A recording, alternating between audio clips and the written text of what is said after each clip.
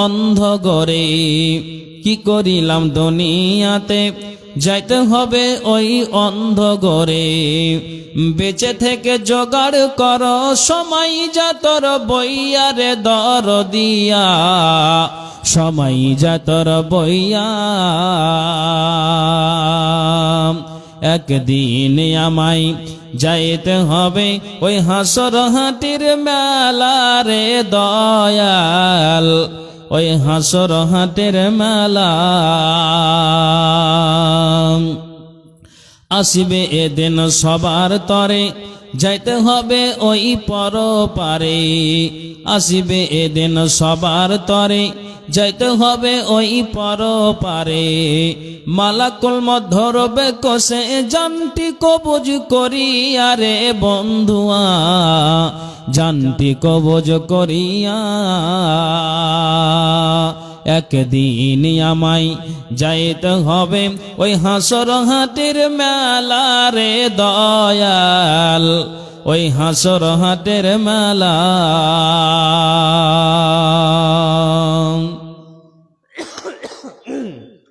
উপস্থিত কোরআন ও হাদিসের কর্ণধর ও মঞ্চেই কেদারাই উপবিষ্ট যোগ্যতম সভাপতি মহাশয় এবং অত্র মাদ্রাসার সদ্রে মোহতারাম, সর্বাগ্রে মহান স্রষ্টার কৃতজ্ঞতা জ্ঞাপন করি, যিনি আমাকে আপনাদেরকে এই ইসলামী সভায় একত্রিত হওয়ার আল্লাহ তৌফিক দিয়েছেন। তাই প্রাণ খুলে মনকে উজাড় করে মোহাব্বতের সাথে আমরা যতজন এখানে আছি একটু বলে উঠুন আলহামদুলিল্লাহ। সামনের লোক একটু বলেন আল্লাহর প্রশংসা আলহামদুলিল্লাহ। তারপরে পরে যিনি ইসলামের পথ প্রদর্শক, ইসলাম হিতাকাঙ্ক্ষী আকাঙ্ক্ষিত দিনের ভিখারি, লাস্ট প্রফেট নবী মুহাম্মাদুর রাসূলুল্লাহ পড়ুন সাল্লাল্লাহু আলাইহি ওয়াসাল্লাম। শত কোটি দুরূদ ও সালাম বর্ষিত হোক। আল্লাহুম্মা সাল্লি আলাইহি, আল্লাহুম্মা বারিক আলাইহি। সুপ্রিয় শিক্ষিত সুধীমণ্ডলী, মা বোন, আমি আপনাদেরকে বিনয়ের সহিত জানাই যে আপনারা আওয়াজ বন্ধ করুন।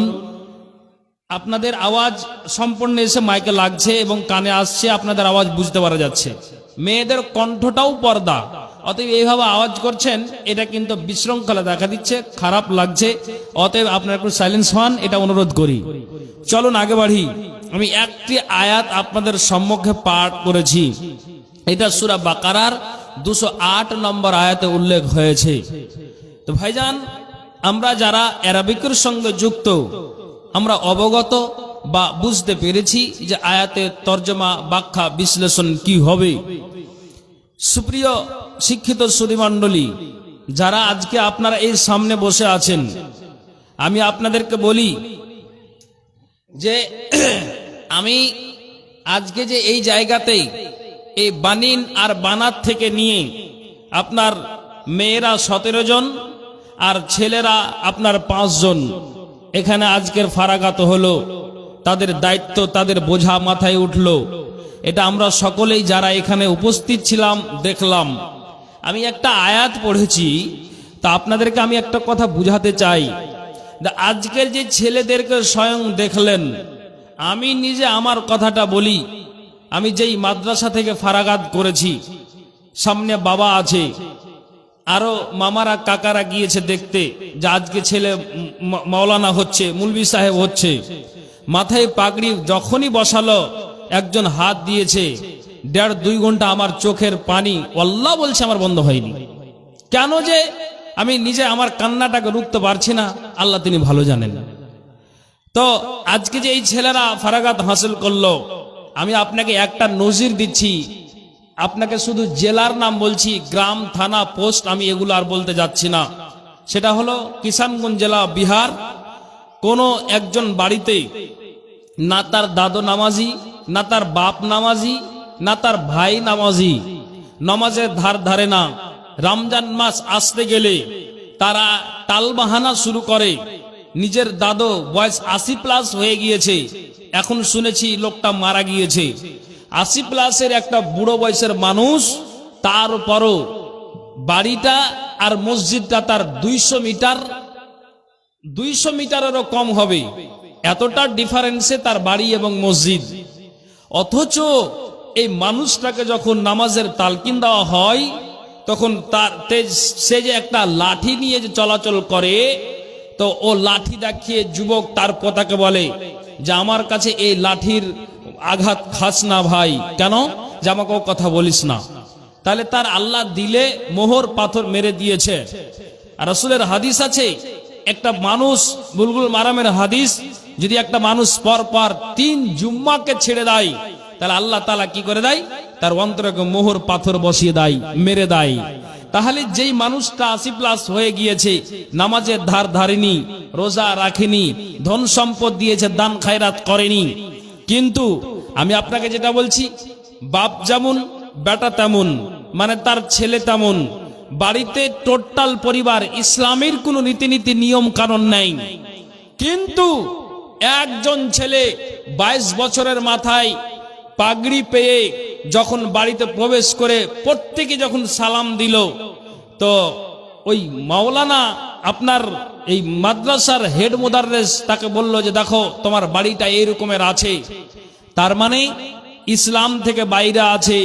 যেই মানুষটা নামাজের ধার ধারে না, যেই মানুষটা রোজার ধার ধারে না, যেই মানুষটা দান খায়রাত করে না, যে মানুষটা ইসলামের আহকাম আরকানকে মেনে চলে না, তোমার বাবারও কথা শুনেছি এইরকম, তোমার মায়ের কথা শুনেছি এইরকম, তোমার দাদুর কথা শুনেছি এইরকম, পরিবারটা টোটাল ইসলাম ছাড়া। অতএব আজকে তোমার মাথায় বোঝা চাপিয়ে দেওয়া হলো, সর্বপ্রথম তুমি তোমার বাড়িটাকে কন্ট্রোল করবে।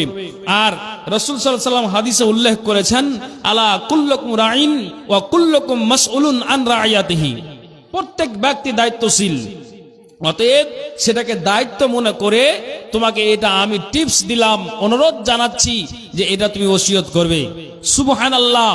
ভাইজান, আমি এই জন্য কথাটাকে স্মরণে নিয়ে আমি আপনাদের সম্মুখে ব্যক্ত করছি, এই কথাটাকে বলে যেই মানুষগুলো কোনো দিনের জন্য মসজিদে আজান হতে গেলে তারা কি করো, বদমাইশ অমুসলিমের মতো কানে হাত দিত। যেমন নূহ আলাইহিস সালামের কওমেরা, নূহ আলাইহিস সালাম যখন তিনি দাওয়াত দিতেন তখন তার কওমেরা আঙ্গুল ভরে দিত, কেউ চাদর ভরে দিত, যাতে করে হাজরাতে নূহ আলাইহিস সালামের আওয়াজ যেন আমাদের কানে না আসে। এইরকমটা তাদের মানে বাড়িতে শরীয়ত ছাড়া ছিল। এই ছেলেটা গিয়ে বলছে, মাওলানা আপনার দোয়া আল্লাহ কবুল করেছে, আমি সেই পরিবারে একজন মাওলানা হয়েছি, আমি প্রত্যেক বারে আমি প্রত্যেক ওয়াক্তে নিয়ে আমি 5 মিনিট 10 মিনিট করে আমি ইসলামের কথাগুলি বলি, শরীয়তের বিধিবিধানকে বলি, আমি বুখারীর যতগুলো হাদিসকে আমি জানি, কোরআনের আয়াত দিয়ে দিয়ে আমি আমার মাকে, আমার আব্বাকে, আমি আমার দাদুকে দাদিকে, এক কথায় পরিবারটাকে আমি ফিটনেস করেছি শরীয়তের দিক দিয়ে। অতএব যারা শরীয়ত ছাড়া ছিল, আমি বলে বলে বলে বলে এখন তারা এমন নামাজি হয়ে গিয়েছে যে আমার বাপ এখন তাহাজ্জুদ গুজার। একবার জোরে বলেন সুবহানাল্লাহ, বলেন সুবহানাল্লাহ। তাহলে ইসলামের পথে ফিরিয়ে আনলো কে? না তো একটা আলেম। এই জন্য মুর্শিদাবাদের একজন বক্তা বলেছিলেন যে অন্তত একটা আলেমকে আপনি অন্তত আপনার 4টা 2টা ছেলে আছে, 3টা ছেলে আছে, অন্তত আপনার একটা ছেলেকে আপনি আলেম হাফেজ বানান, ইনশাআল্লাহ আপনার বাড়িটা আলোকিত হবে। কথা ঠিক না? হ্যাঁ না বলুন।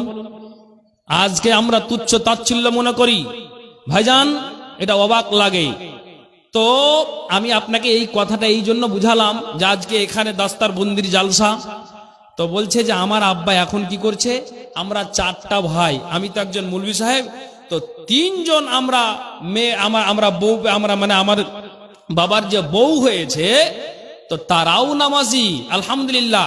আমার ভাইও নামাজ ধরেছে, আর আমার বাবা প্রত্যেক ওয়াক্তে, বিশেষ করে ফজরের সময়ে সামনে বাড়ির গেটে আপনার জন্য লোটা কিংবা আপনার বদনা জ্যাককে রেখে দিল, আর বাড়িতে আওয়াজ দিয়ে দিল, দরজায় আওয়াজ দিল, ছেলে উঠে যাও, এই যে সামনে লোটা আর বাটি রাখা আছে, টিউবওয়েলে যাও, মার্শালে যাও, দিয়ে সুন্দর করে উজু বানিয়ে ফজরের নামাজটা আদায় করো। তাহলে এটা কার দ্বারা দিয়ে হলো? একটা আলেমের দ্বারা দিয়ে। তা আপনার বাড়িতে যদি অন্ধকার থাকে শরীয়তের দিক দিয়ে, তাহলে অন্তত আপনি একটা আলেম বানান, ইনশাআল্লাহ আপনি সাকসেস কামিয়াব হবেন। শুধু দুনিয়াতে নয়, আখিরাতেও আপনি লাভবান হবেন ইনশাআল্লাহ, এটা আশা করা যায়। এটা নবীজির হাদিস। তো এরা ছিল কোথায়? না তো সীমানার বাইরে, ইসলামের বাইরে। আপনি একটা জমিকে ক্রয় করবেন, ক্রয় করার পর আপনি নিজে আমিনকে ডেকে নিয়ে এসে আপনি বলবেন যে আমার কত দূর থেকে আমার এই 10 কাঠা জমিটা পড়ে, আমি সীমানা দিয়ে দিব। আপনি মাপযোগ করে কেটে আপনি বের করে নিলেন। আপনি একটা কি করলেন? ওই জায়গাতে পিলারকে আপনি গেড়ে দিলেন। তার কারণ যে এখান থেকে এটা আমার সীমানা, তেমনি আল্লাহর সীমানা আছে। আল্লাহ রাব্বুল আলামিন বলছেন, শুনো, যারা আমার সীমানা থেকে বাইরে যায় এটা জেনে নিতে হবে যে কিয়ামতের দিন তার পরিত্রাণ নাই। আপনি বলবেন, মাওলানা, আল্লাহর সীমানা থেকে বাইরে যাওয়া আর ভিতরে থাকা এটা ভাই কেমন কথা আপনি বুঝাচ্ছেন? তা আপনাকে আমি বলি, এটা দুঃখ লাগে, অবাক লাগে। সোজা যদি করতে পারে তো একটা দিনদার মানুষ, একটা আলেম সোজা করতে পারবে। আমি একটা জায়গাতে জালসা গিয়েছিলাম, বুঝলেন, আমি আমার মালদার কথা বলছি। তো জালসা আমি গিয়েছি, মাগরিবের সময়ে আমি উপস্থিত হয়েছি। তখন উনারা জালসা কমিটি বলছেন যে মাওলানা আপনি উজু করে নামাজটা আদায় করেন, তারপরে আপনাদের জন্য মসজিদেই ব্যবস্থা করা হবে, আপনারা এখানে একটু বিশ্রাম নেবেন। ঠিক আছে। উজু করে নামাজ যখন আমি পড়লাম, নামাজ পড়ে আমি মুসাফির মানুষ, 3 রাকাত পড়ে বসে গিয়েছি। একটা বৃদ্ধ মানুষ, কাছাকাছি 65 থেকে 70 বছর বয়স, কাছাকাছি হবে এরকম, এটা আমার আইডিয়া হলো। তো লোকটা মসজিদ থেকে বের হয়ে যাওয়ার পরে বলছে যে ভাইজি, বলছে কি বলছো? তো বলছে যে তোমার কাছে খিনি থাকলে আপনি আমাকে কচলা দাও তো। তার মানে কি বুঝতে পারলেন? যেই লোকটা মাগরিবের নামাজ এই মাত্র আদায় করলো, আবার তার নিশা লেগেছে কার? খৈনির। আপনি বলুন যে সম্পূর্ণরূপে ইসলামের মধ্যে প্রবেশ করে আছে? হ্যাঁ না বলবেন? আছে? নাই? তাহলে আপনাকে সম্পূর্ণরূপে যদি আপনি ইসলামে প্রবেশ না করে থাকেন, তাহলে আপনার কিয়ামতের দিন আমার আপনার লাভবান আমি হতে পারবো না, আপনি সাকসেস হতে পারবেন না, আমি সাকসেস হতে পারবো না, কামিয়াব হতে পারবো না। অতএব সম্পূর্ণরূপে ইসলামের মধ্যে আমাকে আপনাকে প্রবেশ করতে হবে, তাহলে আমি পাবো পরিত্রাণ। যেই লোকটা 5 ওয়াক্ত নামাজ পড়ে, আবার কি করে? আবার তার নিশা, বিড়ির টান আছে, বিড়ি খেয়ে নিল। যেই লোকটা রমজান মাসে রোজা রাখে আর মাগরিবের নামাজ পড়ে নেওয়ার পরে আবার কিন্তু বিড়িতে টান মারে। যেই লোকটা আপনার দান খায়রাত করে, আবার কি হয়? হারাম উপায়ে তার ব্যবসা বাণিজ্যটা হয়। তা আপনি বলুন যে লোকটা নামাজও পড়ে, অন্যায় কাজে জড়িত হয়। যেই লোকটা রোজা রাখে, আবার জেনার আড্ডাতে, তাসের আড্ডায়, মদের আড্ডাতে গিয়ে জড়িত হয়। আপনি আমাকে জবাবটা দিন, এখনো পর্যন্ত লোকটা ইসলামের মধ্যে সম্পূর্ণরূপে প্রবেশ করতে পারেনি। তাহলে আমি আপনাকে এই জন্য এই ছেলের কথা, এই আলেমের কথা বললাম, যে যার বাড়িতে ইসলামের কোনো বুনিয়াদ ছিল না, ইসলাম ছাড়াই তার পরিবার চলছিল, একটা আলেম বাড়িতে হয়ে গিয়ে সোজা করে দিয়েছে যে আব্বা এই কাজ করলে তুমি পরিত্রাণ পাবে, এই কাজ করলে তুমি নাজাত পাবে।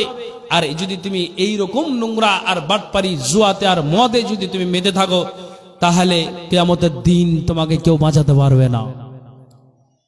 ভাইজান, এই জন্য আল্লাহ তাআলা কোরআনের আয়াতে তিনি জবাব দিয়েছেন। কি বলছেন? আউযু বিল্লাহি মিনাশ শাইতানির রাজিম। ইয়া আইয়ুহাল্লাযীনা আমানু দুখুলু ফিস-সিলমি কাফা। আল্লাহ বলছেন, হে মুমিনেরা, এখানে নর আর নারী উভয় রয়েছে। আল্লাহ বলছেন, আমানু দুখুলু ফিস-সিলমি কাফা, তোমরা সম্পূর্ণরূপে ইসলামের মধ্যে প্রবেশ করে যাও।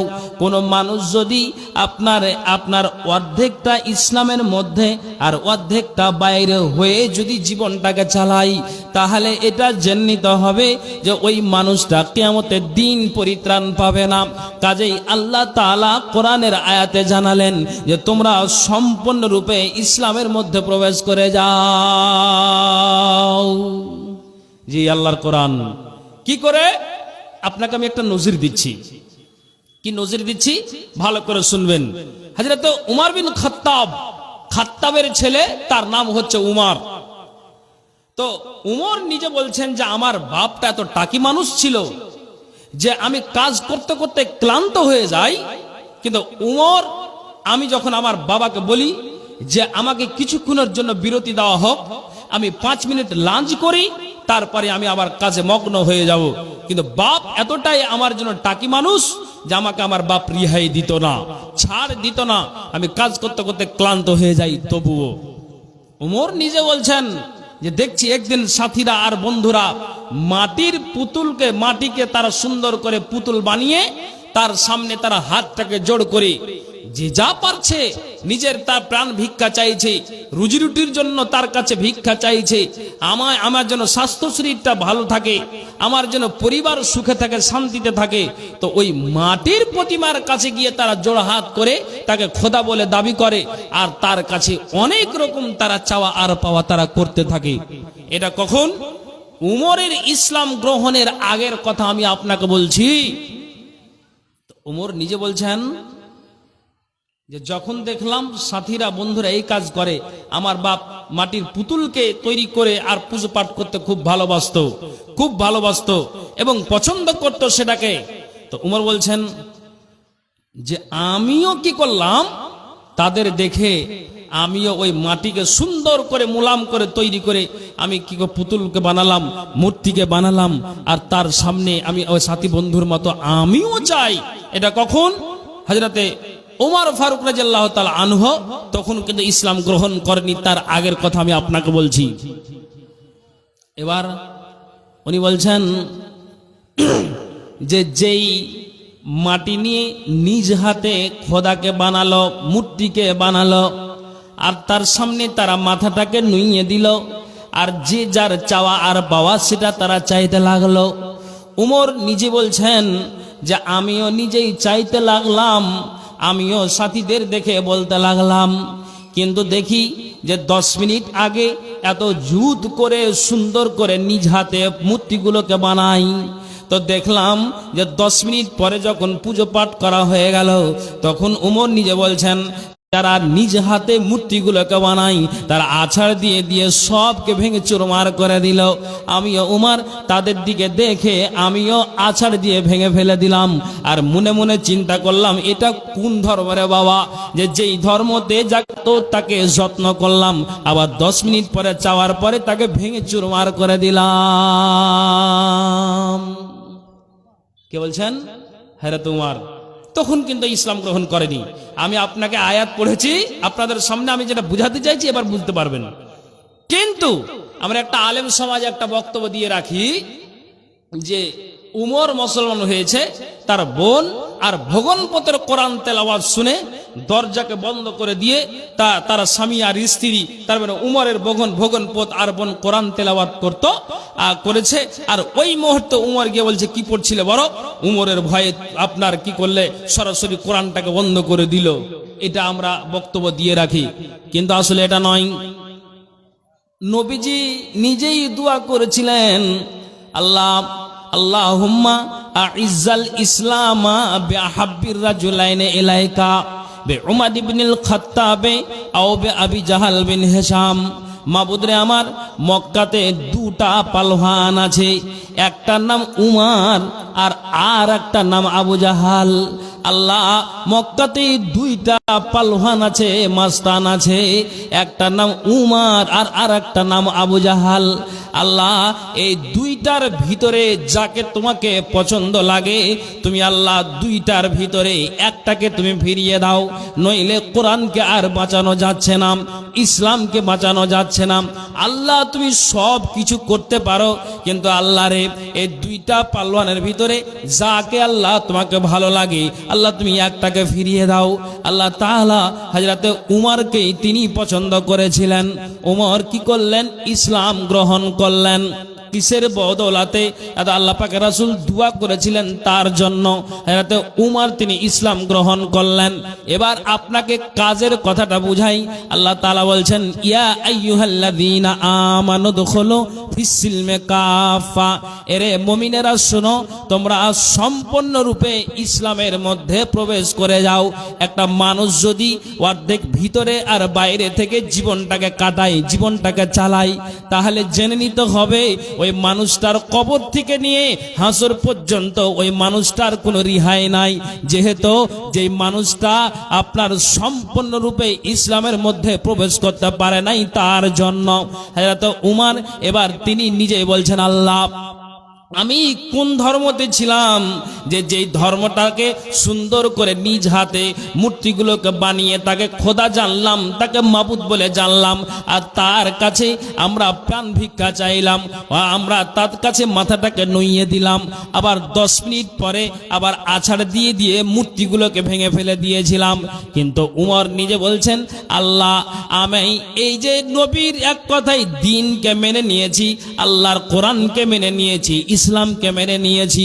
ওমর বলছেন যে আমি যেদিন থেকে আমি ইসলামের মধ্যে পদার্পণ করলাম, আমি যেদিন থেকে হযরত ওমর ইসলামের মধ্যে প্রবেশ করে গিয়েছিলাম, আমি যেদিন থেকে প্রবেশ করেছি ছিলাম তো আগে আমি ইসলামের বাইরে, আমি শরীয়তের ধার ছিলাম না, মনে যেটা লাগে সেটাই আমি করছিলাম, আমি কাউকে পরোয়া করেছিলাম না, আমার না জাহান্নামের ভয় ছিল, না আমার আখিরাতের ভয় ছিল, না আমার দুনিয়াবি জিন্দাগানিতে মানুষকে মার্ডার করে দিতে গেলে এটা না আমার ভয় ছিল। কে বলছেন? হযরত উমর।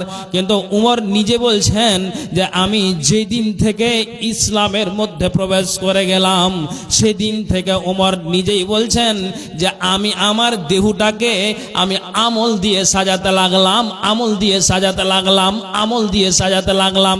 তো উমর বলছেন আমার মাথা থেকে নিয়ে পা পর্যন্ত আমার দেহটাকে কি করে সাজাতে লাগলাম। হযরত উমর বলছেন যে আমি 5 ওয়াক্ত নামাজের বিনিময়ে আমি আমার দেহটাকে সাজিয়ে দিলাম, আমি রোজার মাধ্যম দিয়ে আমি আমার দেহটাকে আমল দিয়ে সাজাতে লাগলাম, আমি দান খায়রাতের মাধ্যম দিয়ে আমার দেহটাকে সাজাতে লাগলাম। রমজান মাসের যে সিয়াম আসে তা আমি রমজান মাসের সিয়ামকে পালন করি, আর আমি সিয়ামকে পালন করে আমি আমার দেহটাকে আমল দিয়ে সাজাতে লাগলাম। হযরত উমর বলছেন আগে যা আমি ছিলাম কিন্তু আমি যেদিন থেকে ইসলামের মধ্যে প্রবেশ করেছি সেদিন থেকে আমি আমার দেহটাকে আমল দিয়েই সাজাতে লাগলাম, আমল দিয়ে আমি সাজিয়ে দেই, আমল দিয়ে আমি সাজিয়ে যাই। হযরত ওমর বলছেন আমি কতদিন সাজালাম, কতদিন আমি সাজালাম। তিনি বলছেন আমি ফজরের নামাজটা আদায় করি, আর ওই মুহূর্তে দুষ্ট দুরাচারেরা শেষ সময়ে তারা তীরটাকে নিক্ষেপ করলো, আমার শরীরের কোন একটা অংশতে লেগে গেল। হযরত উমর বলছেন যে আমি সাজদারত অবস্থাতেই আমি জমিনে পড়ে গেলাম, মানে সাজদাতে ছিলাম আর আমি সাজদা থেকে আর আমি উঠতে পারলাম না, আমি ওখানেই যেন আমি পড়ে গেলাম। তো উমর নিজে বলছেন যে আমাকে তীরটা লেগেছে, আমাকে তীরটা যে মেরেছে দুষ্ট দুরাচারেরা, কিন্তু তখনও পর্যন্ত আমার জ্ঞান আছে, আমার হুঁশ আছে, আমার জ্ঞানটা হারিয়ে যায়নি, আমার হুঁশটা হারিয়ে যায়নি। আমি হযরতে উমর তখন সঙ্গী সাথীদেরকে জিজ্ঞেস করলাম, আচ্ছা তোমরা বলো তো আমাকে যে একটা তীর মারা হলো আর আমি যে ওই তীরের আঘাতে এখন জমিনে লটিয়ে পড়ে আছি, কিন্তু আমি এখনো পর্যন্ত আমার জ্ঞান যায়নি, তোমরা আমাকে জবাব দাও যে আমি হযরতে উমর এই নামাজটাকে সমাপ্ত করতে পেরেছি কিনা, আমার নামাজটা সম্পন্ন হয়েছে কিনা। কেন রে সতীরা, কেন রে সঙ্গীরা, কেন রে বন্ধুরা, কেন রে সাথীরা, এর জন্য আমি তোমাদেরকে বলতে চাইছি কোন মানুষ যদি ইসলামের মধ্যে অর্ধেক আর ভিতরে অর্ধেক আর বাইরে অর্ধেক থেকে যদি তার জীবনটা যায় তাহলে কিয়ামতের দিন ওই মানুষটা আর রেহাই পাবে না। তা আমি হযরতে উমর আমি যেদিন থেকে ইসলামের মধ্যে প্রবেশ করেছি আমি সেদিন থেকে সম্পূর্ণরূপে আমি আমার দেহটাকে আমল দিয়ে আমি সাজাতে শুরু করে দিয়েছি।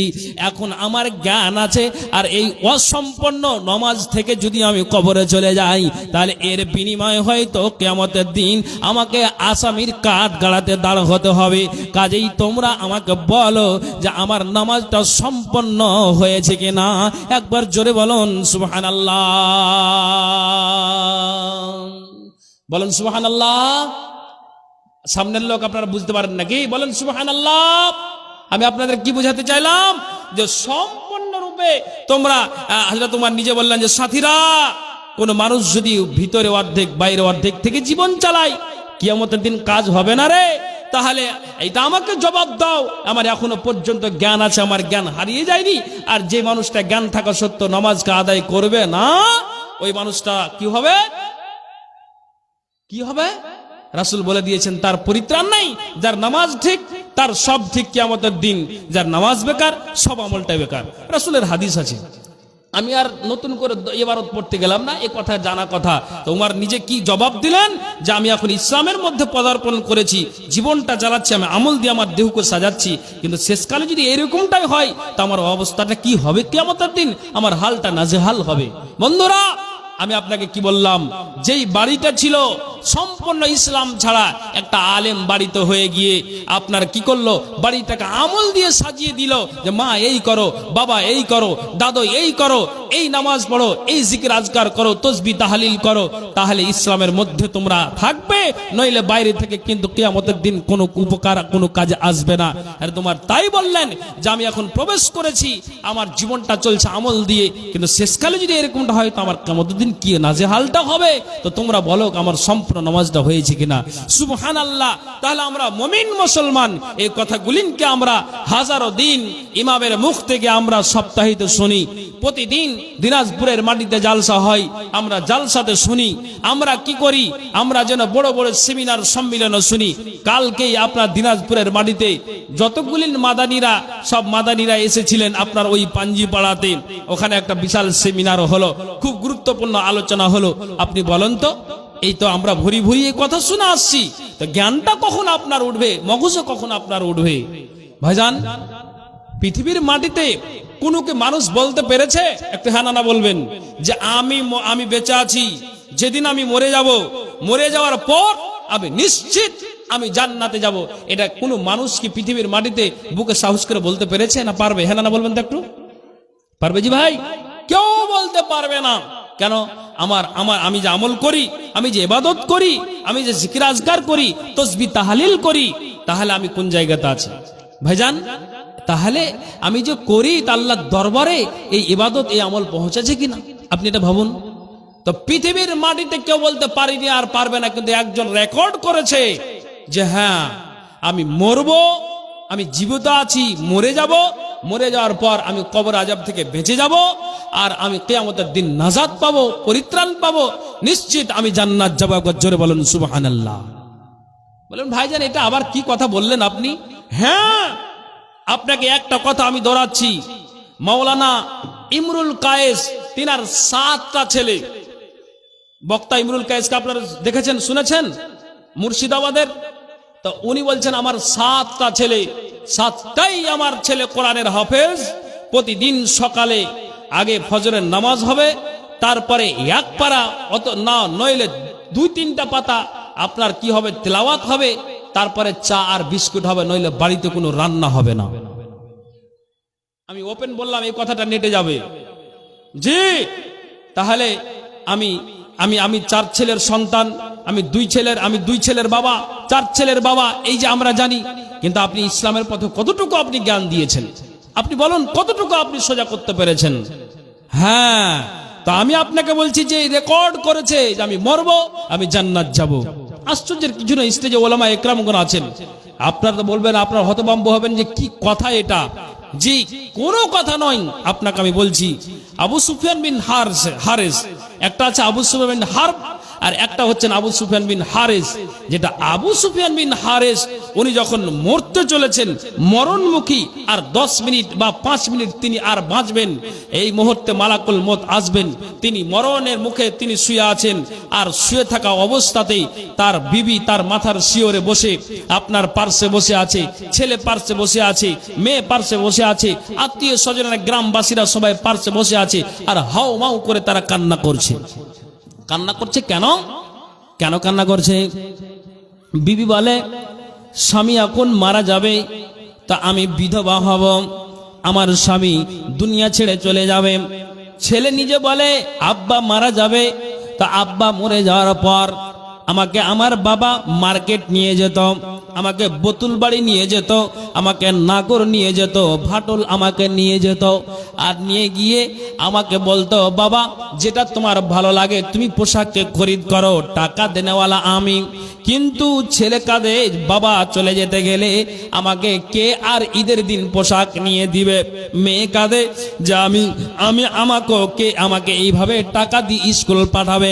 নিজের বিবি কাঁদে যে আমার স্বামীটা চলে গেলে আমি বিধবা হয়ে যাব। প্রতিবেশীরা, আত্মীয় স্বজনেরা সবাই আবু সুফিয়ান বিন হারেসের জন্য চোখ দিয়ে পানি ঝরায়। কেন ঝরাই? যে একটা ভালো মানুষ দুনিয়া থেকে চলে যায়। কিন্তু আবু সুফিয়ান বিন হারেস তিনি মরণমুখী, এখনো পর্যন্ত তিনার জ্ঞান আছে, এখনো পর্যন্ত তিনার জ্ঞানটা হারিয়ে যায়নি, এখনো পর্যন্ত তার জ্ঞান আছে। আর ওই মতো অবস্থাতে তার বিবি কাঁদে, তার ছেলে কাঁদে, তার মেয়ে কাঁদে, সুবহানাল্লাহ। আর ওই মুহূর্তে আবু সুফিয়ান বিন হারেস বলছেন, কেন তোমরা আমার জন্য চোখ দিয়ে পানি ঝরাও? বেরে কেন তুমি কাঁদো? ছেলে আমার কেন তুমি কাঁদো? ও আমার বিবি তোমার চোখ দিয়ে কেন পানি আসছে? তুমি আমাকে একটুখানি শোনাও। খবরদার খবরদার, দুই নন দেওয়াশ্র ঝরাবে না। মেয়ে তোমাকে অনুরোধ করি, দুই নন দেওয়াশ্র ঝরাবে না। ছেলে খবরদার, দুই নন দেওয়াশ্র ঝরাবে না। কেন? নিজের স্বামীটা মারা যাচ্ছে আর ওই মুহূর্তে বিবি হাওমাও করে কাঁদছে। আল্লাহু আকবার।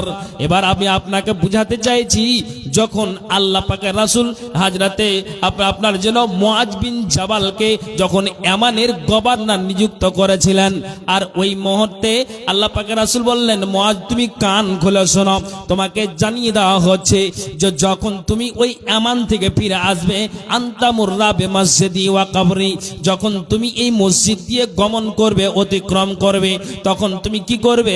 নবীর কবর জিয়ারত করতে আসবে। যখন এই রাস্তাটা দিয়ে যাবে, যখন এই রাস্তাটা গমন করবে, তখন নবীর কবর জিয়ারত করতে আসবে। এক কথায় জীবিত রাসূলকে আর তোমরা দেখতে পাবে না। আমি আপনাকে বুঝাতে চাইছি, আল্লাহ রাসূল যখনই এই কথাটা বলেছেন, তখন যেন মুআজ বিন জাবালের চোখ দিয়ে আপনার ঝরঝর করে জল বয়ে যায়, গাল বেয়ে বেয়ে আপনার যেন পানিগুলি আপনার জমিনে টস টস করে পড়ে। আর ওই মতো অবস্থাতে এবার আল্লাহ পাক রাসূল বলছেন, মুআজ এত কেন চিৎকার করে কান্না করো? বাচ্চা যখন ঝুল্লুতে থাকে আর আপনার দোলনায় দুলে, তো বাচ্চা যখন দুধের জন্য খিদের জ্বালাতে যখন আপনার আওয়াজ দিয়ে আপনার কান্না করে, তেমনি মুআজ বিন জাবাল বাচ্চা ছেলের মতো আওমাও করে কান্না শুরু করে দিয়েছে। আল্লাহ পাকের রাসূল বলছেন, লা তাবকে ইয়া মুআজ, মুআজ রে খবরদার তুমি কান্না করিও না, এইভাবে চোখ দিয়ে তুমি পানি ঝরায়ও না। কেন কান্না করিও না? কেন তুমি পানি ঝরায়ও না? আল্লাহ পাকের রাসূল বলছেন, ইন্নাল বুকা আমিনাশ শয়তান, এইভাবে হুহু করে চিৎকার করে ডুকরে কান্নাটা শয়তানের পক্ষ থেকে আসে। কেন তুমি এইভাবে কান্না করিও না? আল্লাহ পাকের রাসূল বলছেন, শুনো, যারা নিজের জীবনটাকে ইসলামের পথেই যারা ব্যয় করে দেয়, যারা নিজের জীবনটাকে লিল্লাহিয়াতের পথেই যারা ব্যয় করে দেয়, যারা নিজের জীবনটাকে আপনার কি করে দেহটাকে আমল দিয়ে সাজাতেই যারা কবরে যায়, মুআজ বিন জাবাল যা করো ভালো করো, কিন্তু শেষ মুহূর্তে খবরদার এইভাবে অজর নয় না কান্না করিও না, যেটা শরীয়তে নাই। আর সেইভাবে যদি আওয়াজ দিয়ে কান্না করো, এটা কিন্তু ঠিক হবে না, সীমানা থেকে তুমি বাইরে যাবে। আল্লাহ রাসূল বলছেন, এ হুহু করে চিৎকার করে কান্নাটা শয়তানের পক্ষ থেকে আসে। অতএব খবরদার তুমি অঝর নয় না কান্না করবে না। এক কথায় নবীজি বললেন, মুআজ বিন জাবাল তিনি জ্ঞান করলেন, তিনি আপনার চুপ হয়ে গেলেন, নীরব হয়ে গেলেন। এখন আমি আপনাকে বলছি, এরা দুনিয়ার মানুষেরা আপনারা কান খুলে শুনবেন। একবার বলল আপনার যেন সজাগ হয়ে গেলেন, সাবধান হয়ে গেলেন, নিজে জ্ঞান করল যে যদি আমার মতো একজন সাহাবী এই করে আমার জীবনটা ইসলামের বাইরে চলে, তাহলে কিন্তু কিয়ামতের দিন আমার রিহাই থাকবে না। আর আল্লাহ তাআলা কোরআনের আয়াতে তিনি জবাব দিয়েছেন, ইয়া আইয়ুহাল্লাযীনা আমানু দুখুলু ফিস-সিলমি কাফা, এরে মুমিনেরা তোমরা শোনো, এরে মহিলা মুমিনা তোমরা শোনো। আল্লাহ তাআলা কোরআনের আয়াতে তিনি জানিয়ে দিয়েছেন যে খবরদার তোমরা সম্পূর্ণ রূপে ইসলামের মধ্যে তোমরা প্রবেশ করে যাও। আর যদি তোমরা অর্ধেক ভিতরে আর বাইরে থেকে যদি তোমরা জীবনটাকে চালাও, কিয়ামতের দিন তোমার রিহাই থাকবে না। একবার বলাতে তিনি সজাগ হয়ে গেলেন। আমি আপনাকে বুঝাতে চাইছি যে যেই লোকটা মরণমুখী, এই লোকটা মরতে চলেছে, আর ওই মতো অবস্থাতেই তার বিবিকে, তার ছেলেকে আর মেয়েকে সান্ত্বনা দিচ্ছে, এই কেন কান্না করো, কেন তোমরা চোখ দিয়ে পানি ঝরাও?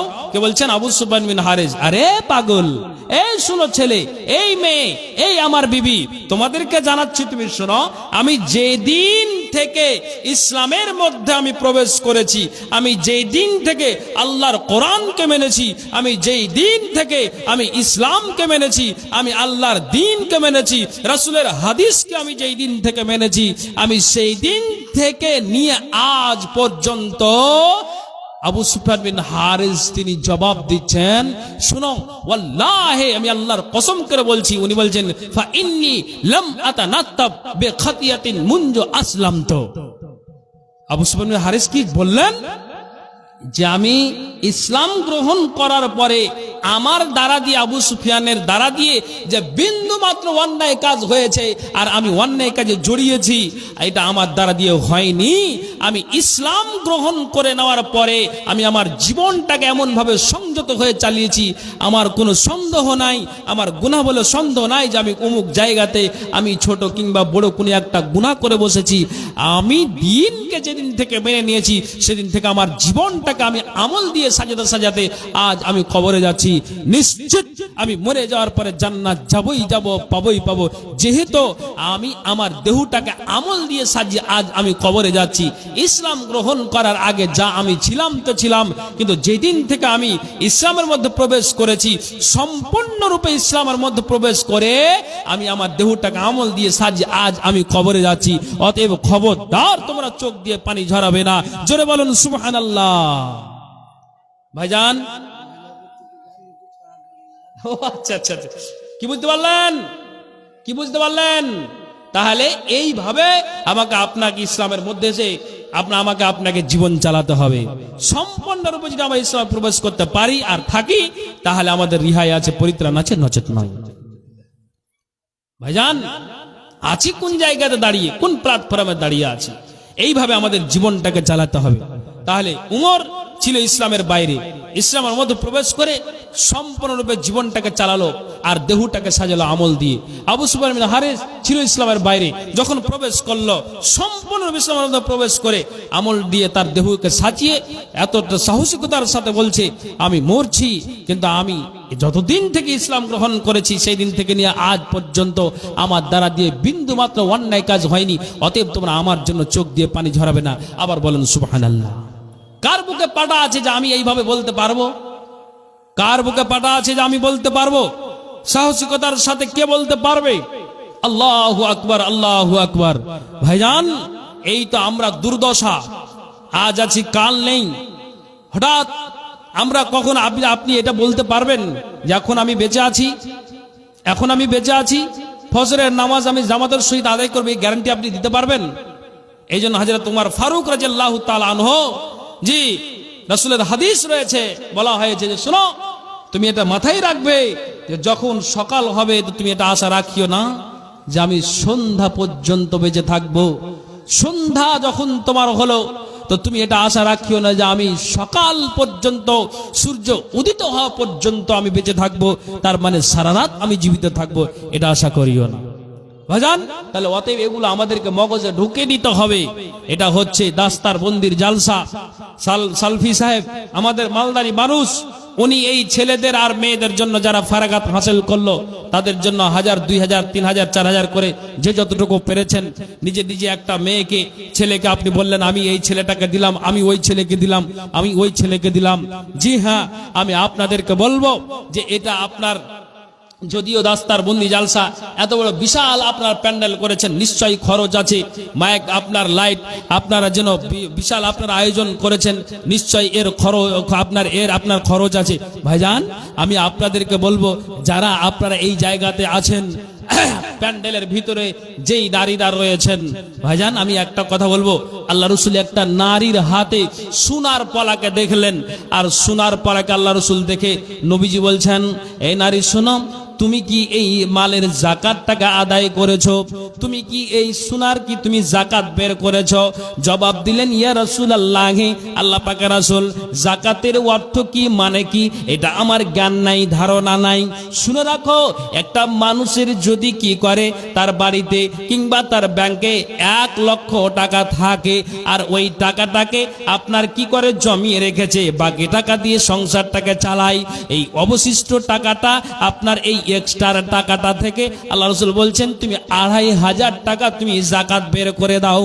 1 লক্ষ থেকে 2500 টাকা বের করে দিতে গেলে বাকি মালটা টাকাটা তোমার হালাল হলো। জমি থেকে তুমি ফসল, তুমি ভুট্টা, তুমি সরিষা, তুমি ধানকে নিয়ে আসলে, ওখান থেকে তুমি পাটকে দিলে, মার্শালকে দিলে, তুমি লিভারকে দিলে, যারা খেটেছে তাদেরকে দিলে, জমিওয়ালাকে দিলে, কিন্তু তুমি শুনে রাখো, ওখান থেকে তুমি ফকির আর মিসকিনের অর্থাৎ তুমি ওষুধটাকে বের করে দাও, বাকি তোমার মালটা হালাল হয়ে গেল।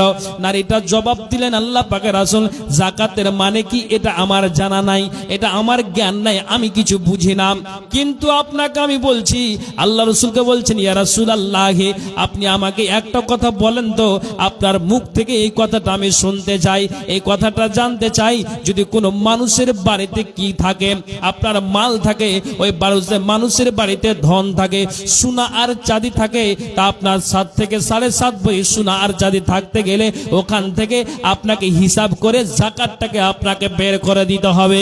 আল্লাহ রাসূলকেও নারী বলছেন, যদি আমি এই সোনার পলার যাকাতটাকে আদায় না করি, তাহলে কিয়ামতের দিন আমার অবস্থাটা কি হবে, আমার ক্ষতিটা কি হবে, আর আমি বের করে দিতে গেলে আমার লাভটা কি হবে। আল্লাহ পাকের রাসূল বলছেন, এই নারী তুমি কান খোলা শোনো, আল্লাহ তাআলা কোরআনের মধ্যে জবাব দিয়েছেন, হেরে মুমিন আর মুমিনা, তোমরা কান খুলে শোনো, সম্পূর্ণরূপে তোমাদের জীবনটাকে ইসলামের মধ্যে তোমরা চালাও, আর আমল দিয়ে তোমাদের দেহটাকে তোমরা সাজাও। আল্লাহ রাব্বুল আলামিন বলছেন, নারী শুনো, যদি তুমি এই মালটা যদি তোমার হিসাবের মধ্যে তোমার পড়ে যায়, তাহলে আর যদি তুমি যাকাত টাকা আদায় না করো, তাহলে কি হবে জানো? হে, কিয়ামতের দিন আল্লাহ তাআলা ফেরেশতার দ্বারা দিয়ে তোমাকে কি করবে, তোমাকে ওই জাহান্নামের আগুনের তোমাকে পলা পরিয়ে দেওয়া হবে। আগুনের পলা যখন তোমার 2 হাতে পরিয়ে দেওয়া হবে, তখন তোমার চামড়া, তোমার দেহ, তোমার আপনার চামড়া ঝলসে যাবে, খসে যাবে, পড়ে যাবে। কিসের কারণ? না তো যাকাতকে অস্বীকার করার কারণ, মালকে অস্বীকার করার কারণ।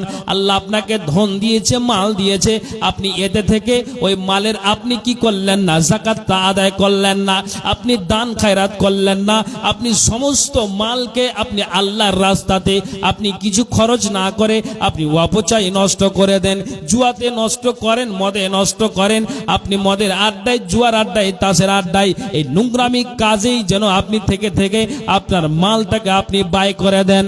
যখনই আল্লাহ রাব্বুল আলামিনের নবীর মুখে ওই ব্যক্তিটা, ওই নারীটা শুনলো যে যারা যদি এইভাবে আদায় না করে, তো কিয়ামতের দিন তার কঠিন আপনার এই হবে, চামড়া ঝলসে যাবে, খসে যাবে। কিসের কারণ? না তো যাকাতকে অস্বীকার করার কারণ। সঙ্গে সঙ্গে ওই নারী নবীজিকে পলাকে খুলে দিলেন, আর বলছেন, ইয়া রাসূলুল্লাহ, আল্লাহ পাকের রাসূল, যারা ইসলামের মধ্যে যারা জীবনটাকে ব্যয় করে, ইসলামের মধ্যেই থেকেই যারা জীবনটাকে চালায়, যারা আমল দিয়ে জীবনটাকে সাজায়, তো তারা কিয়ামতের দিন পরিত্রাণ পাবে। আর যারা সাজাতে আমল দিয়ে পারবে না, তাদের কোনো রিহাই থাকবে না। কাজেই আল্লাহ পাকের রাসূল গো, আমি এটা খুলে দিলাম, আমি যতদিন বাঁচবো আমি আর সোনার পলাকে আমি পরিধান করব না। বলেন শেখ। ছেলের মাতা, ছেলের চোখের প্রবলেমের কারণে, আচ্ছা, ছেলের চোখের প্রবলেমের কারণে চোখে অসুবিধা আছে, 500 টাকা দিয়েছে ছেলের মা।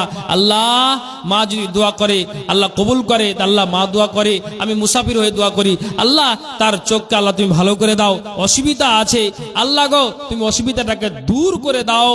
হ্যাঁ আল্লাহ, তুমি ডাক্তার, সার্জেনের সার্জেন, 500 টাকা নয় 5 লক্ষ বলে আল্লাহ তুমি কবুল করো, আর ছেলের আল্লাহ তুমি চোখটাকে ভালো করে দাও। একবার সকলে বলি আল্লাহুম্মা আমিন। আমিন আল্লাহুম্মা আমিন। আর একজন ভাই আমার এখানে এসে 200 টাকা আল্লাহ দান দিয়েছে, আল্লাহ তুমি এই দানকে সদরে গ্রহণ করো, যে আশা দান দিয়েছে।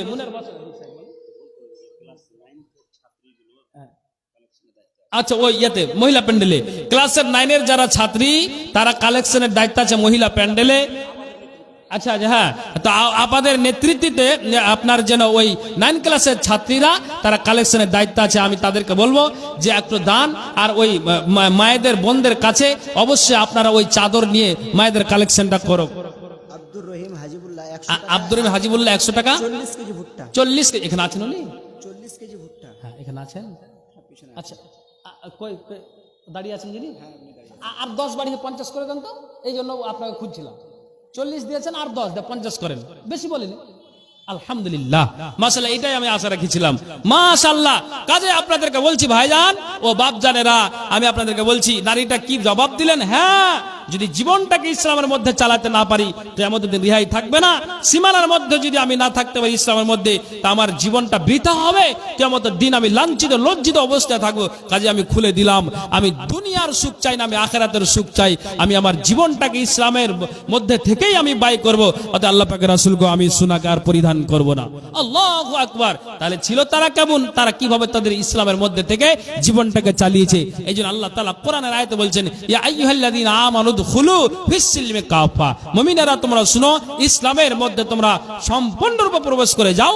আর প্রবেশ করে থাকতে গেলে, জীবন চালাতে গেলে পরিত্রাণ আছে, নজর নয়।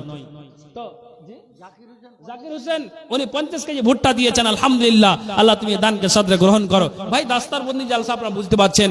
আমি আপনাদেরকে বলছি, ওই নারীর মতো আমি নারীদেরকে দেখতে যাই কে আছেন যে এই সুন্নাতি দানগুলো আপনাদের মেয়ে কাউরির বোন এই জায়গাতে নারীরা ফারাগাত করেছে। আলহামদুলিল্লাহ, কি খুশির খবর জি ভাই, সুবহানাল্লাহ। আল্লাহর কাছে লাখ লাখ শুকরিয়া যে এখান থেকে ছেলে আর মেয়েরা সবাই আপনার যেন উভয় তারা কি হয়, প্রতি বছর আপনার কি হয়, আলেমা হয় এবং আলেম হয়।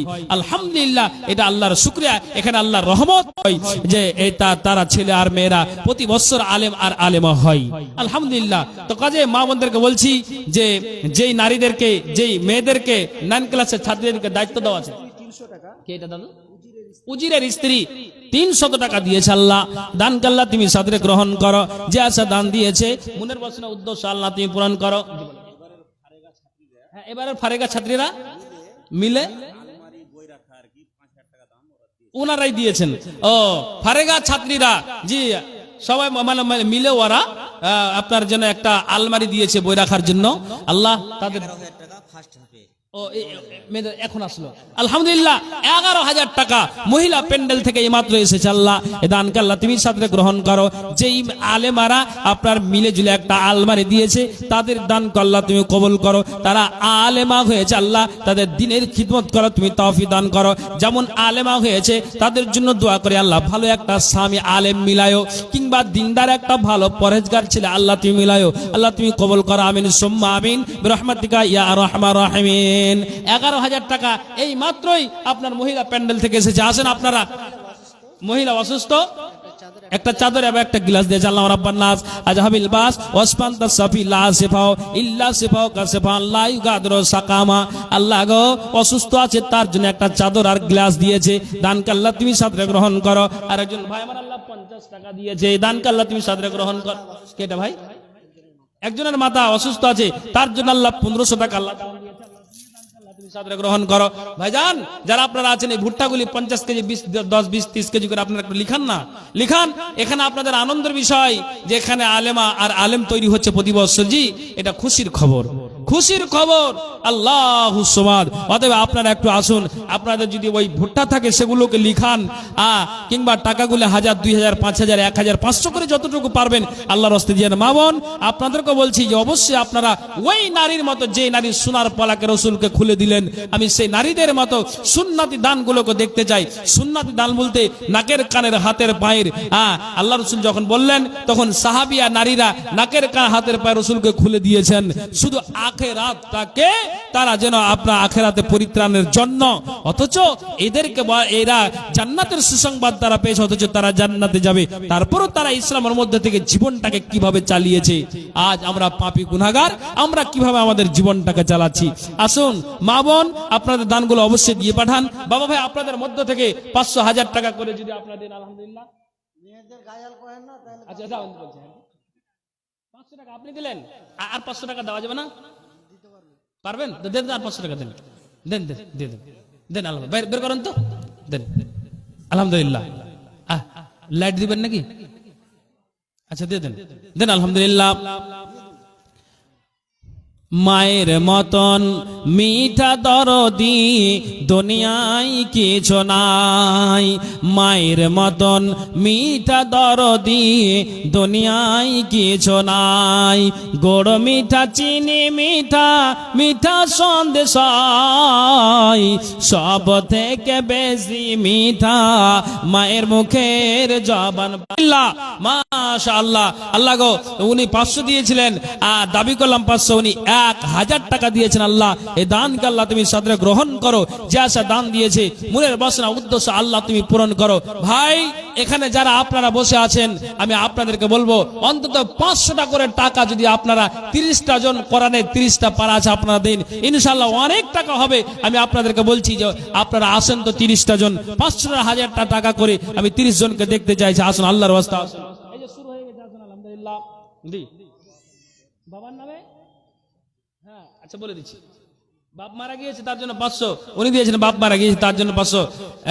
যিনি আব্দুল খাবির 500 টাকা, আলহামদুলিল্লাহ। তো আসেন, আমি 30টা জনকে 1500 করে একটু আল্লাহর রাস্তায় আসুন। ভাইজান, আপনাদের সম্মুখে আমার পরে আমাদের মালদার যিনি শাইখুল হাদিস মাওলানা হাবিবুর রহমান সালাফি সাহেব, যিনি ওই পাগড়ি পড়াচ্ছিলেন ছেলেদেরকে, উনি এখনো পর্যন্ত আছেন, আমার পরেই উনি আসবেন। আশা করি ওনার মুখ থেকে আপনারা গুরুত্বপূর্ণ আলোচনা শুনতে পাবেন। অতএব আপনারা একটু ধৈর্য ধরে বসে থাকুন, দানের পর্ব শেষ হতে গেলেই ইনশাআল্লাহ উনি আসবেন, আর এসে ওনার মুখ থেকে আপনারা শুনতে পাবেন। কেউ আপনার চলে যায় না, বসে থাকুন, আশা করি ওনার মুখ থেকে আপনারা গুরুত্বপূর্ণ আলোচনা শুনতে পাবেন। ভাই, 3টা কলম হলো, আসুন তো 500-1000 টাকা করে 30টার জন্য একটু আল্লাহর ওয়াস্তে আসুন, আসুন, আল্লাহর ওয়াস্তে আসুন, মেহেরবানি করে দিয়ে যান। মায়ের মতন মিঠা দরদি দুনিয়ায় কিছু নাই, গোড় মিঠা, চিনি মিঠা, মিঠা সন্দেশ সব থেকে বেশি মিঠা মায়ের মুখের জবান পাই, সব থেকে বেশি মিঠা মায়ের মুখের জবান পাই। দুষ্ট নারী, কে বললেন?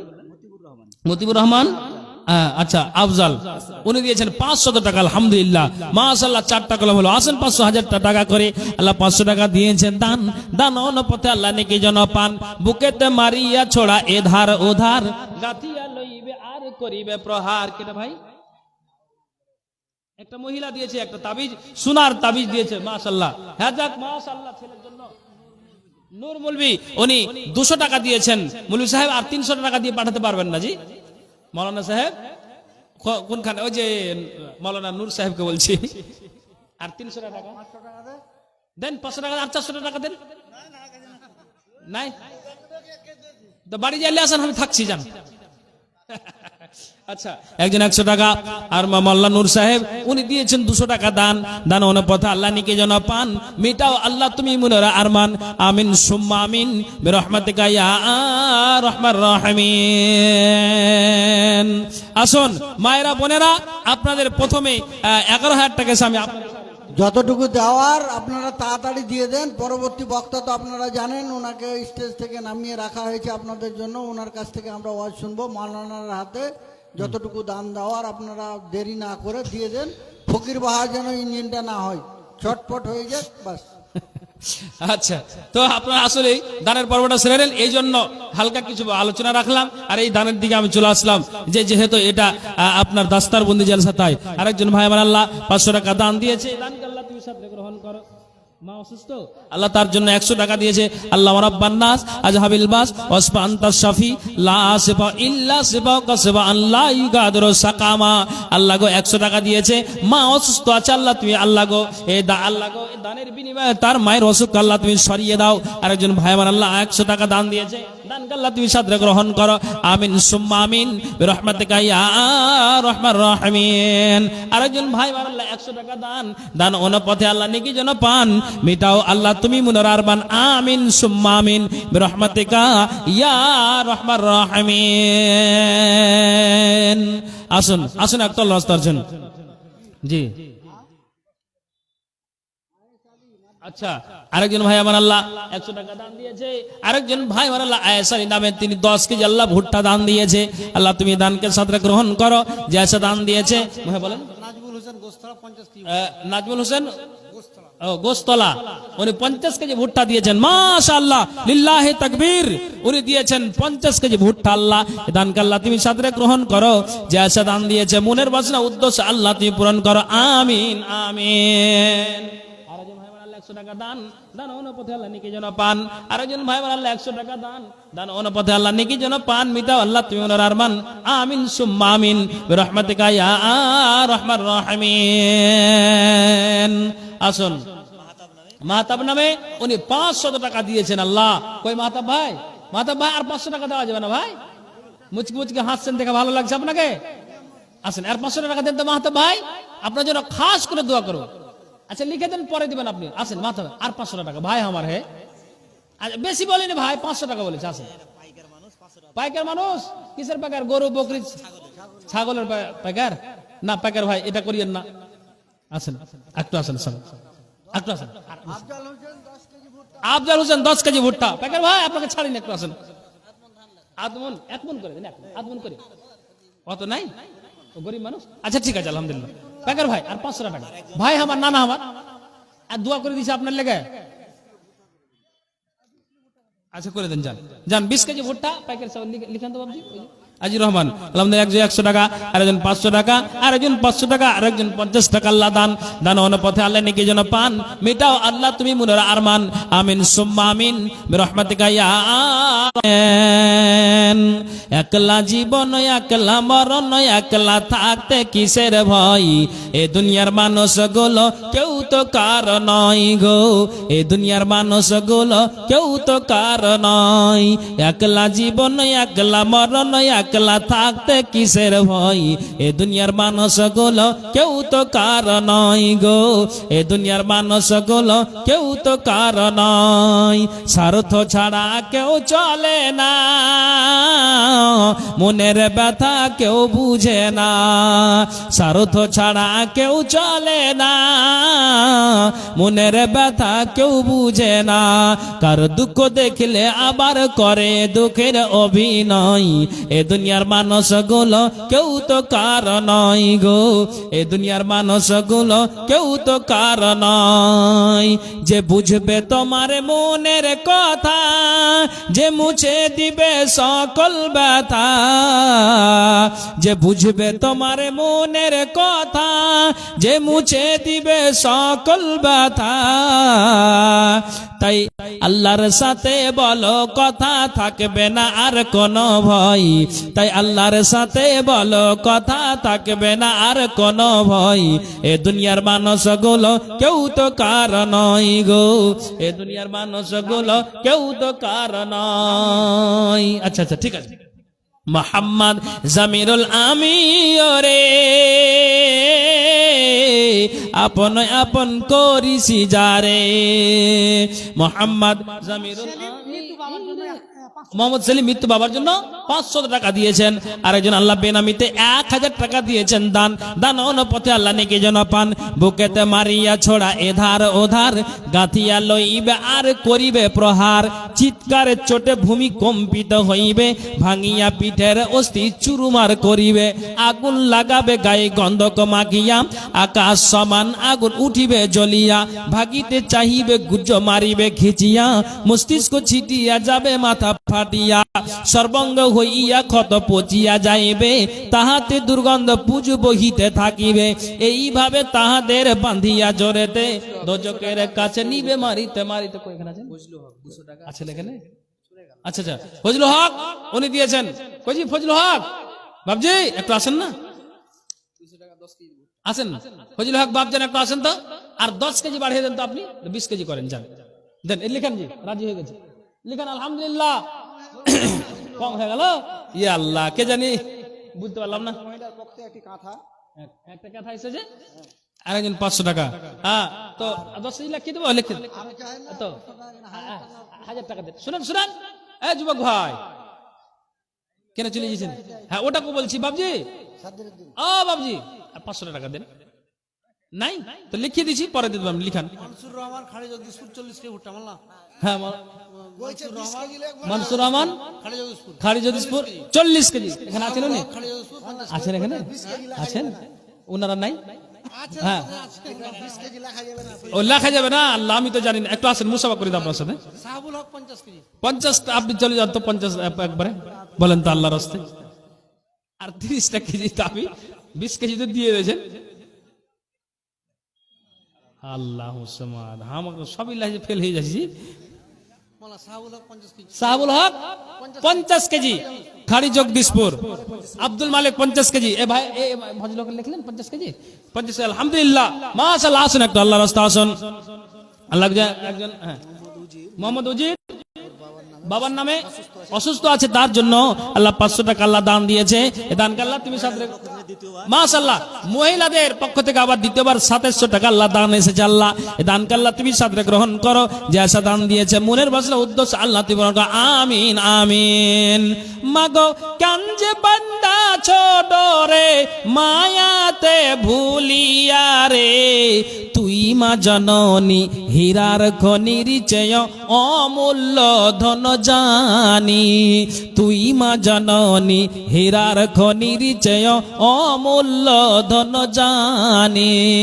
মাগো তোরে ছায়াতে বসলে আমি পাই খুঁজে আসানি রে, তুই মা জননী হীরার খনির চেয়ে অমূল্য ধন জানি, তুই মা জননী হীরার খনির চেয়ে অমূল্য ধন জানি।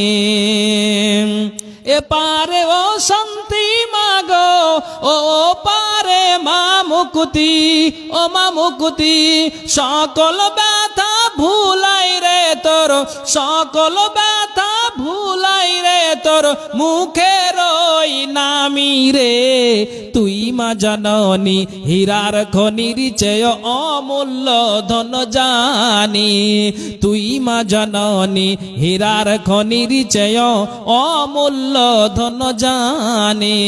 মাগো কাঞ্জে বান্ধা ছোট রে, আচ্ছা 50 টাকা দিয়েছে আল্লাহ। দুয়ার আবেদন আল্লাহ, মহিলা প্যান্ডেল থেকে এসে 2700 টাকা আল্লাহ দোয়া চেয়েছে। আল্লাহ সকলের জন্য দোয়া করি, যারা মৃত্যু হয়ে গিয়েছে তাদের জন্য আল্লাহ, যদি কোনো আযাবে গ্রেফতার থাকে দানের বিনিময়ে আল্লাহ তুমি আযাবটাকে সরিয়ে দাও। আর মাইয়াতের জন্য দানটাই অতি উত্তম। হায়াত আলী মোহনপুর, হায়াত আলী 10 কেজি উনি ভুট্টা দিয়েছেন। আয়েস কেজি 25 কেজি আল্লাহ ভুট্টা দিয়েছেন। মোহনপুর আয়েস আলী উনি দিয়েছেন 25 কেজি। ভাই সামনে ওদেরকে একটু ডাকবেন যদি ওরা থাকে। আল্লাহ দিয়েছেন দান, দান অনুপাতে আল্লাহ নেকি যেন পান, মিটাও আল্লাহ তুমি মনের আরমান, আমিন আমিন। সানাউল্লাহ ভাই, আর 50 কেজি বাড়া যাবে না ভাই?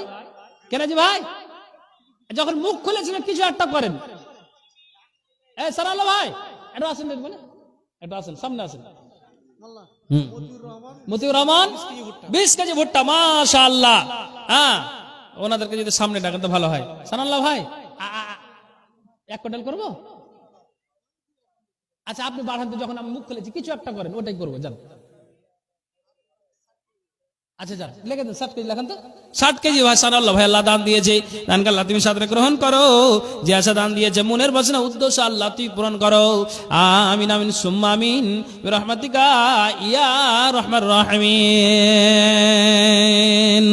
জি আহারে দয়ার নবী কান্দেন যারে যা, আহারে দয়ার নবী কান্দেন যারে যা, ফাতেমাকে ডেকে বলেন শোনো বেটি আমার দিকে, 3টি জায়গা তোমায় আমি কেমনে করব পার, আহারে দয়ার নবী কান্দেন যারে যা, একটি হলো কবর মাঝে জিজ্ঞেস করিবে মান রব্বকা মা দীনকা মান নবিয়কা, প্রশ্ন করিবে এ প্রশ্নের জবাব দিতে না পারলে তোমায় আমি কে বললেন হাজিবুল্লাহর স্ত্রী 20 কেজি ভুট্টা দিয়েছে আল্লাহ, এই দানকে আল্লাহ তুমি সাথে গ্রহণ করো। আরেকজন আল্লাহ মাইনুল হক 50 কেজি ভুট্টা এবং 200 টাকা দিয়েছে, ওটাই নাকি অন্যজন 200 টাকা, আর মাইনুল হক দিয়েছেন 50 কেজি ভুট্টা। আল্লাহ এই দানকে তুমি সাথে গ্রহণ করো, যে আশা দান দিয়েছে মনের বাসনা উদ্দেশ্য আল্লাহ তুমি পূরণ করো। আমিন সুম্মা আমিন বিরহমাতিকা ইয়া আরহামার রাহিমিন। সারিকুল হক, সারিকুল হক ভাই, সারিকুল আপনি কোথায় আছেন? একটু আসেন তো। কই জি ভাই সারিকুল? হাওয়ানুর দাওরা সেটের দাম 2000 টাকা দিয়েছেন হাওয়ানুর। আল্লাহ আলহামদুলিল্লাহ, দানকে আল্লাহ তুমি সাদরে গ্রহণ করো, যে আশা দান দিয়েছে মনের বাসনা উদ্দেশ্য আল্লাহ তুমি পূরণ করো। আমিন সুম্মা আমিন বিরহমাতিকা ইয়া আরহামার রাহিমিন। সোহরাওয়ালি 20 কেজি ভুট্টা, এটা অন্যজন আল্লাহ 100 টাকা দিয়েছে, আর সোহরাওয়ালি 20 কেজি। মুজিবুর রহমান 25 কেজি ভুট্টা। আল্লাহ এই দানকে তুমি সাদরে গ্রহণ করো, যে আশা দান দিয়েছে মনের বাসনা উদ্দেশ্য আল্লাহ তুমি পূরণ করো। আমিন আমিন সুম্মা আমিন বিরহমাতিকা ইয়া আরহামার রাহিমিন। রাজন ভাই আমার আল্লাহ গো 500 টাকা দান উন পথে আল্লাহ নিকে যেন পান মিটাও আল্লাহ তুমি মনের আরমান। আমিন আমিন। আমায় সাজাও তাড়াতাড়ি থাকবো না মা পরের বাড়ি। আশরাফুল মোহনপুর 25 কেজি ভুট্টা দিয়েছে আল্লাহ, এই দানকে আল্লাহ তুমি সাদরে গ্রহণ করো, যে আশা দান দিয়েছে মনের বাসনা একটু দাম না আমি তো নেমে যাবো, মনের বাসনা উদ্দেশ্য আল্লাহ তুমি পূরণ করো। ইয়া রহমান আমিন। আমায় সাজাও তাড়াতাড়ি থাকবো না মা পরের বাড়ি, যাইতে হবে আপন বাড়িতে, সজনী তোরা সাজায়া কুজায়া দে, তোরা সাজায়া কুজায়া দে, বাপ মা ভাই ব্রাদার সঙ্গে আমার কেউ হলো না, 3.5 জায়গা 200 টাকা আর 50 কেজি। কে নাম্বারটা বললেন? তসলিমউদ্দিন। এটাকে ভাই গরিব মানুষ, আচ্ছা ঠিক, আচ্ছা যান, আচ্ছা হ্যাঁ 10 কেজি লিখে দেন আল্লাহ। কেটা ভাই আরেকজন 100 টাকা দিয়েছেন। আচ্ছা আচ্ছা, আল্লাহ দানকে তুমি সাদরে গ্রহণ করো, যে আশা দান দিয়েছে মনের বাসনা উদ্দেশ্য আল্লাহ তুমি পূরণ করো। আমিন সুম্মা আমিন বিরহমাতিকা ইয়া আরহামার রাহিমিন। জি ভাই আসুন, মাওলানা সাহেব চলে এসেছেন, এটা একটু আমাকে খারাপ লাগছে তো যাক। একজন আব্দুল লতিফ, আচ্ছা তো 100 টাকা এবং 10 কেজি ও আর অন্য, আচ্ছা আচ্ছা ঠিক আছে। আব্দুল্লাহ তাআলা আল্লাহ দানকে আল্লাহ তুমি সাদরে গ্রহণ করো, যে আশা দান দিয়েছে মনের বাসনা উদ্দেশ্য আল্লাহ তুমি পূরণ করো। আমিন সুম্মা আমিন বিরহমাতিকা ইয়া আরহামার রাহিমিন। কি কব জি ভাই? মোহাম্মদ ইসরাইল 100 টাকা। মোহাম্মদ ইসরাইল 100 টাকা। আচ্ছা ঠিক আছে, আচ্ছা আমি গানটা বলে দিচ্ছি। আমায় সাজাও তাড়াতাড়ি থাকবো না মা পরের বাড়ি, আমায় সাজাও তাড়াতাড়ি থাকবো না মা পরের বাড়ি, যাইতে হবে আপন